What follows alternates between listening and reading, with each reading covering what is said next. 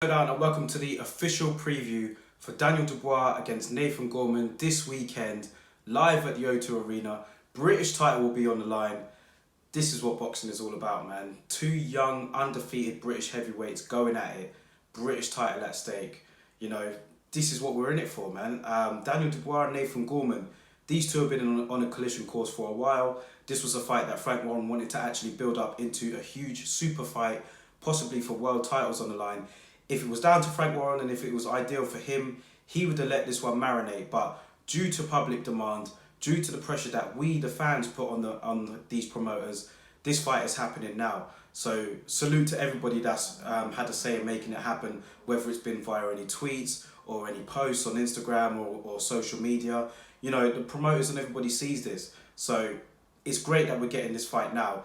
And the two fighters want it as well. Let's not get that twisted. These two guys are ready to fight each other now. So salute to both men. This fight actually reminds me of Dillian Whyte against Anthony Joshua back in 2015, where we had the same sort of scenario. Two young, undefeated British heavyweights going at it for the British title. The Commonwealth title was also on the line. But it's very similar in that sort of way where both of these guys have ambition and they want to fight each other now. They don't want to let this fight marinate until, you know, a couple of years down the line. They want to get it on now. So salute to both men for that. And I'm sure we're going to see a great fight this weekend. You know, it's two very good contrast of styles here. We've got Nathan Gorman, who is the slick, counter-punching boxer. We've got Daniel Dubois, who likes to march forward, who's got power in both hands. And, you know, he's got a sense of belief that he will go all the way, just as Nathan Gorman has. So when you put all those ingredients together, it makes for a great fight. And let alone the fact that they are actually heavyweights. Anything can happen there as a heavyweight, as we've seen. We're in for a good one. The undercard's also going to be good. We've got Joe Joyce taking on Brian Jennings. That's a very good fight. We've got Sonny Edwards on the undercard. So I'm really looking forward to this show from Frank Warren, man. It's an excellent, well put together show. So hopefully we're going to see a sellout at the O2 Arena. And hopefully we'll get a good atmosphere because that's what this sort of fight card deserves. Now, let's move on to the actual fight itself. Daniel Dubois against Nathan Gorman. Like I said, two very different characters, two different personalities, two contrasting styles. It's set to blow in this ring. You know, these two guys are very familiar with each other. Let's get that started. Daniel Dubois, Nathan Gorman, they were teammates as amateurs. They've sparred plenty of rounds together. You know, they know each other very well. They don't really like each other that much, but that just makes for another great fight, doesn't it? So the reason why these two don't like each other, I believe, is, you know, they're just the contrasting personalities. I've seen the No Filter Boxing on BT Sport, which is an excellent docu-series, which previews up-and-coming fights on their channel.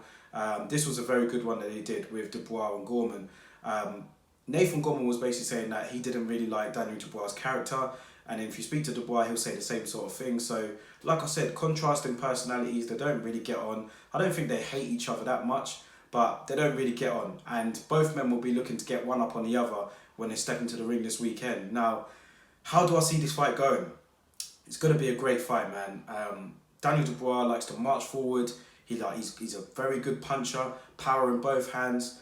But one thing I did notice about Dubois in his last fight in particular is he doesn't really like to get hit. I mean, no fighter likes to get hit. But one thing I noticed with Dubois was he was blinking quite a bit, and he didn't like it when he got caught a couple of times, which he did in his last fight. Can Nathan Gorman get in his head enough and land enough punches on Daniel Dubois to make him think and maybe possibly worry about going forward, you know? That's going to be a key point here, because one point that Ricky Hatton said, which is Nathan Gorman's trainer, and I fully agree with him, is that Nathan Gorman is going to have to get Daniel Dubois' respect in the fight. He's not going to be able to just stick and move for the whole fight and dance to a decision. I don't think Dubois is going to let him. Sooner or later, he's going to catch up with Nathan Gorman, and I think he will take him out if that's the game plan. So Nathan Gorman is going to have to go out there and establish some sort of authority as well as counter-punching and moving, because that's his skill. Daniel Dubois, we know what he's going to do. He's going to march forward. He's going to work behind the jab, maybe break Nathan Gorman down to the body, which I think he should do, and then try and land up top. It's a very good fight. I think that going into it, I could see Nathan Gorman winning, especially the early rounds. I could see him, you know, countering Dubois, making Dubois miss, while Dubois gets his timing off, you know, in the first couple of rounds.